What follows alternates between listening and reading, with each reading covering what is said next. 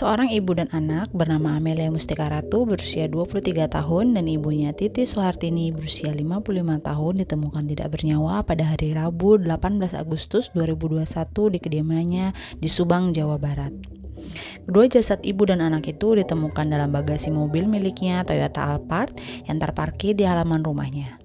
Orang yang pertama menemukan jasad mereka adalah Bapak Yosef yang merupakan suami dan ayah kandung dari korban Amelia. Setelah mendapat laporan temuan jasad tersebut, pihak kepolisian bergegas datang ke lokasi kejadian. Saat melihat kondisi jasad dan TKP, kepolisian Subang menetapkan kedua jasad itu merupakan korban pembunuhan. Dengan alasan itulah, pihak kepolisian memulai investigasi untuk mencari pelaku yang sudah dengan teganya menghabisi nyawa ibu dan anak tersebut.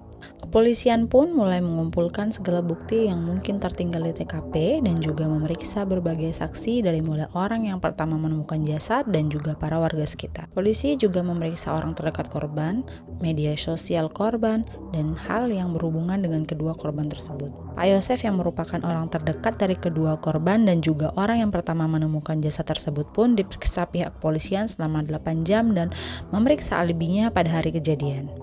Dalam pemeriksaan itu, Pak Yosef mengaku sama sekali tidak terlibat dalam kasus ini. Menurut pengakuan dari pria itu, pada hari kejadian dia berada di rumah istri mudanya. Dari situlah diketahui ternyata Pak Yosef memiliki 2 istri dan korban merupakan istri pertama. Istri kedua Pak Yosef bernama Mimin yang sudah memiliki 2 anak laki-laki. Menurut kesaksiannya, pada pagi hari itu, 18 Agustus, Pak Yosef memutuskan untuk pulang dari rumah istri mudanya ke rumah istri tuanya yang kebetulan jaraknya tidak begitu jauh. Karena dia harus mengambil beberapa barang yang akan dia gunakan. Hari itu, Pak Yosef memiliki janji bertemu dengan caddy golf. Alibinya itu pun diperkuat dengan bukti chat antara Pak Yosef dan sang caddy golf. Namun saat ia akan memasuki rumah, dia melihat ada hal yang janggal ketika dia melihat mobil yang terparkir di garasi dengan kondisi kaca yang terbuka. Dia juga menemukan banyak bercak kemerahan yang mengarah pada bagasi mobil. Saat bagasi mobil dibuka, di sana dia menemukan istri dan anaknya yang sudah tidak bernyawa dengan kondisi tertumpuk tanpa busana. Terkejut akan hal itu, Pak Yosef pun langsung menghubungi pihak kepolisian.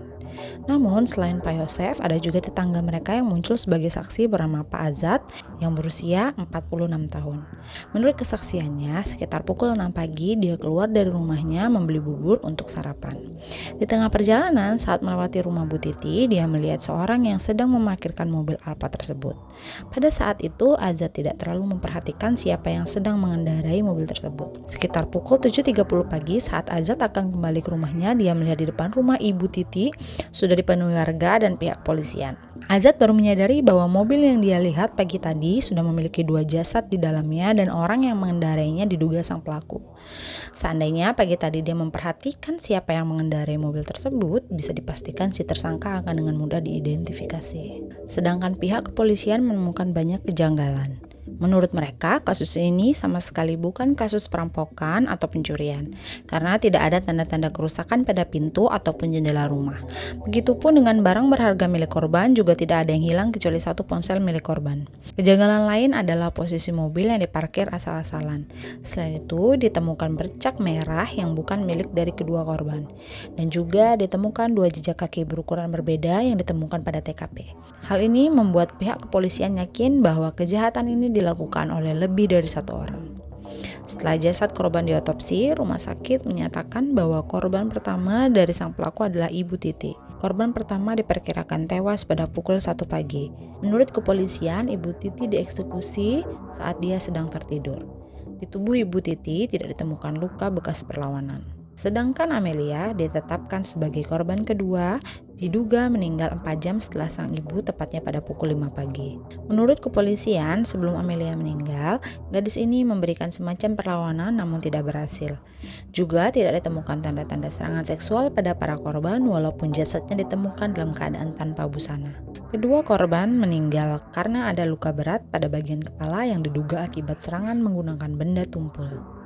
Pada awalnya, pemeriksaan polisi mengumpulkan 25 orang saksi untuk dimintai keterangan, termasuk istri muda dan kedua anaknya, caddy golf, dan juga kekasih Amelia.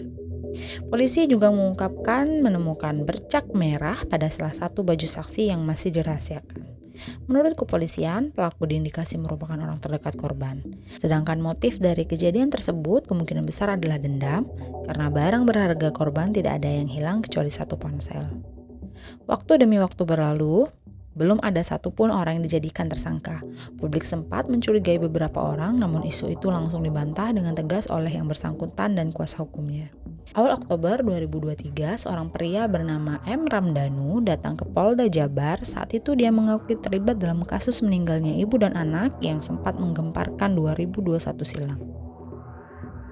Namun, pihak kepolisian saat itu tidak yakin akan pengakuan pria muda itu pun menyuruh Danu untuk pulang terlebih dahulu.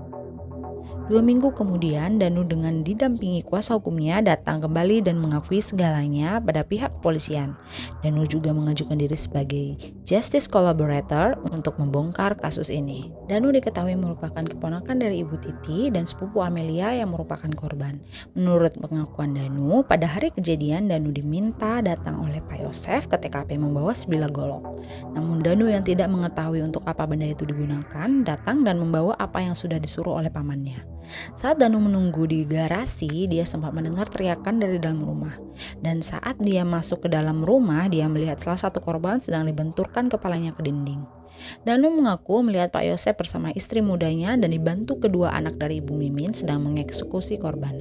Atas pengakuan ini pun, polisi menetapkan 5 tersangka yaitu Danu, Yosef, Mimin, dan kedua anak Mimin. Dari awal kecurigaan publik sebenarnya sudah tertuju pada sosok Yosef dan istri mudanya. Namun, dia dengan keras membantahnya.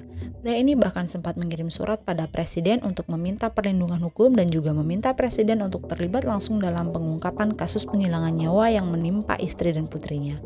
Dan juga dia meminta kepastian hukum atas rumahnya yang sampai saat itu masih dipasang garis polisi. Sementara polisi menduga motif dari penghilangan nyawa itu adalah perebutan pengelolaan yayasan pendidikan yang mereka dirikan.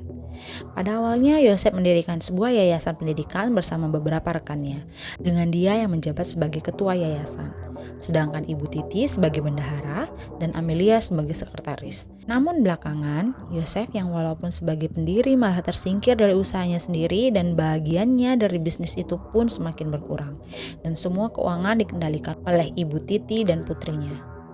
Tidak lama setelah kematian istri dan putrinya, Pak Yosef sempat meminta Yoris yang menjabat sebagai kepala sekolah yayasan untuk mencairkan dana untuk dirinya. Namun Yoris yang tak lain merupakan putra sulung dari Pak Yosef menolaknya. Jadi itu tadi guys, kasus penghilangan nyawa yang akhirnya terungkap setelah menggantung selama 2 tahun. Terima kasih yang udah nonton video ini sampai habis. Sampai ketemu di video aku yang lainnya. Bye-bye.